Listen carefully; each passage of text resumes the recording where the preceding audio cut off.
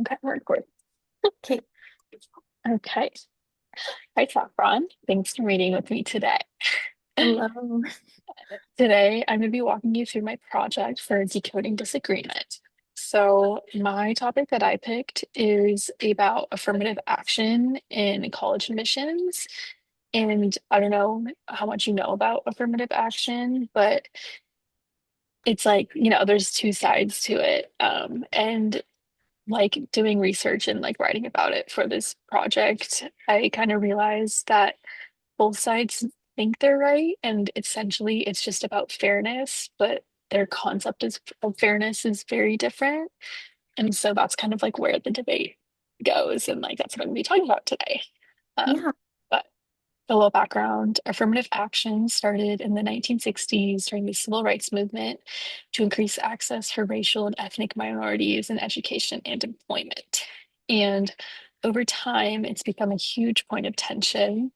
And basically, the two sides to this debate is one side says fairness should mean rewarding hard work and merit, and the other side says fairness should mean correcting for systematic barriers that hold people back. So essentially, both sides want fairness, but the way they define it is different. And what's fascinating is that these differences aren't just political, they're also psychological. And that's kind of what my project explores. And I'm going to go over kind of what I was thinking, what I found in the research, and then the main psychological mechanisms behind this disagreement. And feel free to jump in with questions anytime. Um, so when I started, I assumed that the disagreements over fairness were mostly about moral values, like conservative values versus structure, and like more liberal values and like empathy. But I learned it's a lot deeper than that, and it's more about how our minds process fairness itself. And through this, I kind of narrowed it down to three key psychological mechanisms that explain why people can look at the same policy and come to opposite conclusions. And those are one is motivated cognition, which is how our goals and identities bias our perception of fairness. The second is dual process reasoning, which is how emotional versus rule-based thinking shape moral judgments. And the third is bias correction mechanisms, which is how people interpret attempts to fix inequality. Okay, so now I'm going to just dive deeper into each one and talk about those. So Oh, the first one is motivated cognition, which means that the way we interpret fairness is kind of through the lens of what benefits or aligns with our identity and values, which, makes sense. So, in other words, people aren't neutral observers. They're motivated to see fairness in ways that protect their moral self image. And research by Barclay and others found that people literally rate identical outcomes as more fair when they personally benefit from them, which is kind of shocking, but also makes a lot of sense. And that means that fairness judgments track our goals and not reality. So, I mean, that makes sense to you, right? Like what we kind of see, the way we see fairness kind of fits our own motive. And you've probably seen that yeah. before. I think everyone has. But in terms of the affirmative action debate, merit-based individuals are motivated to protect the link between effort and reward. They notice evidence of achievement and efficiency, and they see policies like affirmative action as breaking that rule. And then on the other side, equity-based individuals are motivated by harm reduction and compassion. They focus on systematic barriers like bias or unequal access. So for them, fairness means correcting those imbalances. And both sides genuinely feel that they're defending fairness, but they're just filtering evidence through different goals. And so that's why debates about fairness can get so emotional because each side sees their moral worldview being threatened. And motivated cognition doesn't just bias what we believe, it biases what we notice. So people literally see different parts of the same picture.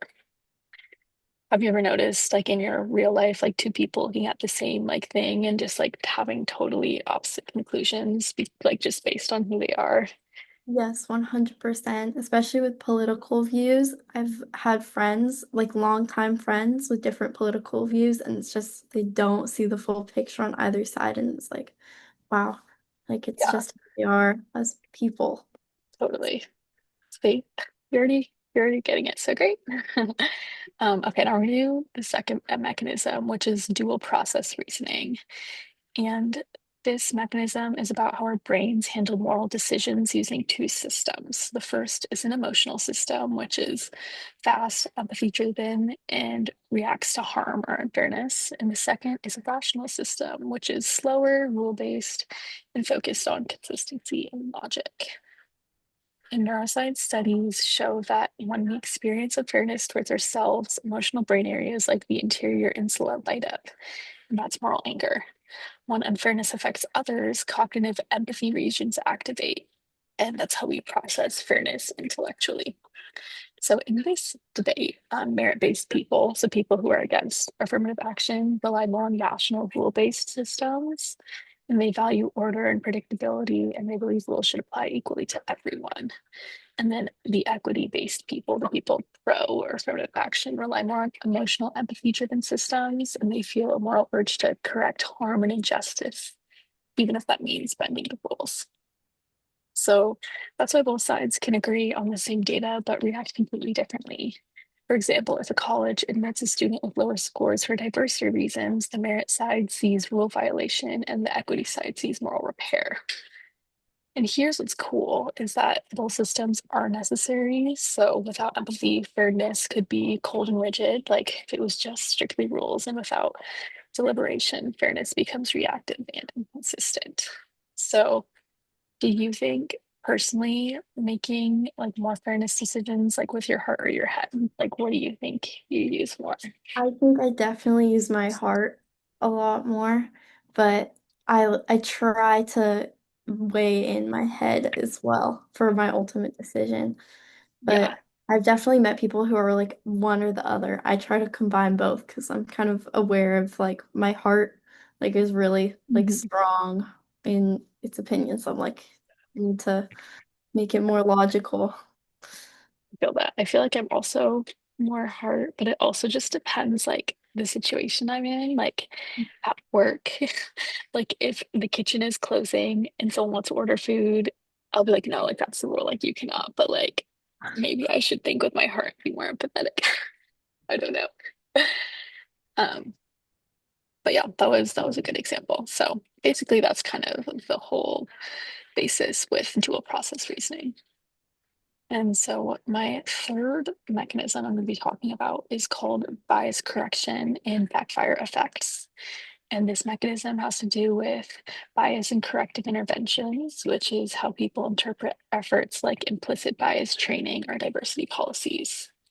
And equity focused individuals see these as essential for fairness. So people pro affirmative action. And research by Alson and Josh in 2024 found that implicit bias training for admission reviewers doubled the acceptance rate of underrepresented nursing students. So, from this view, fairness means intentionally correcting for bias. So, actively, pursuing and like acknowledging and putting in the work. But people who are anti-affirmative action, on the other hand, see a different risk, and that is that they worry that these corrections introduce new unfairness.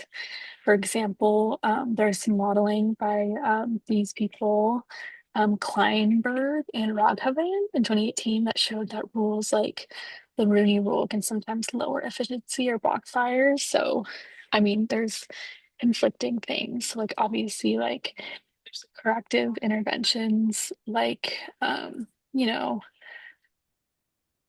I'm blanking on the word, but like training to like help be less biased and like racial bias and stuff. Like for some people, like it really does make a change, and then for some it doesn't. So it's kind of just depends on the person really. But both sides use research and they interpret it differently. And when fairness policies threaten people's moral identity, like implying their success is underdeserved or undeserved, it triggers defensiveness and moral threat. So that's why bias interventions can sometimes make people more resistant instead of more open. So it's not that people hate fairness, it's that fairness feels different depending on whether it challenges or validates your identity. So does the idea of identity threat resonate with you? Like when a topic feels personal, it's harder to stay objective about it. For sure. Definitely. There are things that I won't even feel strongly about, and then when I feel like someone uses it in a way that like kind of personally attacks me, I'm like, hold on. And I feel like it really perpetuates situations like that. Yeah. I think it's something that like no one is not affected by. Like even like when people will say, I mean, I don't know, I guess like well, you're from Utah. Like Yeah. when people like talk about like Mormons, like does it offend you at all? Yeah, it low-key does. Or It like makes you just get defensive just I'm 'cause? just like people have such negative stereotypes and all my best friends growing up were Mormons, so I'm just like it kind of pisses me off. I'm like, stop, what like why are you Yeah, no, I feel the same way. Like a lot of my family is Mormon, and like I don't know, with all the talk about like the secret lives of Mormon wives and stuff, I'm just like I get so offended for them, Yeah, and I yeah. can't help it. Gosh, no, that's definitely something I've noticed. Especially, have you seen like videos about psychology majors and being like, oh, the life of a psychology major, and it's just like No. doing nothing. And like it's like, oh, how psychology majors take a test, and it's like, how am I feeling right now? I'm like, dang, like I low key, I'm like, this is funny, but like I This is feel not a real. little personally attacked. I have not seen those, and I'm glad I haven't because I'd be really offended probably. Um, okay, back to discussion. So now I'm going to show you the mechanism map. So let me share my screen. This might take a second.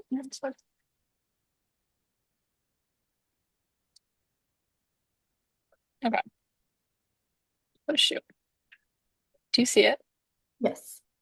Can you see the whole thing? Okay. Perfect. So so even though two sides sound totally opposed, both are actually responding to real psychological truths. And the merit-focused side gets right that fairness involves consistency, earned reward, and clear rules. And research shows that as people grow older, they move from equality-based thinking to merit-based thinking. So that's a natural moral development that happens. And the equity-focused side, which is on the right, gets that fairness can't exist without empathy and bias correction. And unconscious bias is real, and empathy-based trainings can improve intergroup attitudes and reduce discrimination. So both perspectives reflect human needs and the need for order and accountability and the need for care and inclusion. And so mechanism map, you see it right there on the left side, you'll see the equity view of fairness driven by empathy and harm reduction. And on the right is the merit view focused on rule-based fairness, consistency, and stability. And in the middle are the shared realities that both sides blend emotion and cognition and both miss that fairness is context dependent. And so this visual kind of just helps illustrate how both sides are valid but incomplete, and that fairness needs, it needs both. It needs both empathy and accountability. Beautiful.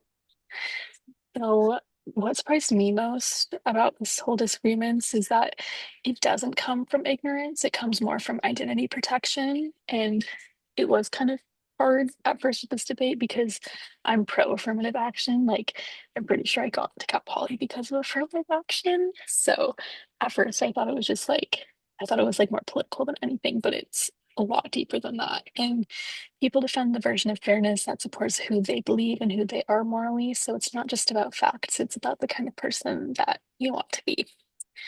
And that insight really changed how I think about debates in general. Instead of trying to win an argument, I now think about how the goal should be understanding what moral need the other side is protecting. Like it's more about them and not you. Yeah. And in the context of affirmative action, the real progress would come from designing systems that integrate both empathy driven repair and rule based consistency. So, just to sum everything up, because I talked a lot, fairness disagreements are driven by motivated cognition, emotional versus rational processing, and identity protective reactions. And both sides see valid psychological truths. Merit brings stability, empathy brings humanity, and real fairness essentially needs both. We can't just have one without the other. Then it really wouldn't be fair. So, um, what do you think? Like, do you think you lean towards more of like fairness is more about merit or equity, like with this argument, I guess? I think, yeah, I think I definitely believe in affirmative action. I think I'm more on that side. Yeah, more of the empathy side. I feel like, yeah, I Or feel like you're a very emotional, empathetic I person, so that makes definitely, sense. yeah. I like to have a lot of logic and equity in things, but overall, I think people's feelings and emotions surrounding fairness matter a lot more than the actual impact that it's like. If something's helping someone and it's actually making an impact, I think it's not necessarily like about the fairness and like statistical things. I really like fall more on Totally. that side. Yeah, it's not about the numbers, it's about like the emotions and lives behind the numbers. Yes. But yeah, I totally agree with you. And can you think of a time where something felt unfair even though it followed the rules? Hmm. Um, Let me think. Kind of when like a test isn't curved just because one person got 100%, but everyone else got a terrible score and you really studied, it's like little rules like that. I feel like they happen a lot. I Things totally just don't agree. work out. That's definitely happened to me. Um, do you feel like you learned more about like this whole thing with like fairness and like how it relates more to like cognition? Because I feel like a lot of people think fairness is just kind of, I don't know, it's like predetermined almost or like Yeah. based on the kind of person. But I Yeah, just no, thought it was interesting. I thought it was super interesting. I definitely learned a lot more. Yeah. Okay, perfect. Well, that's all I have, but thank you. Well, thank you. I loved learning about this.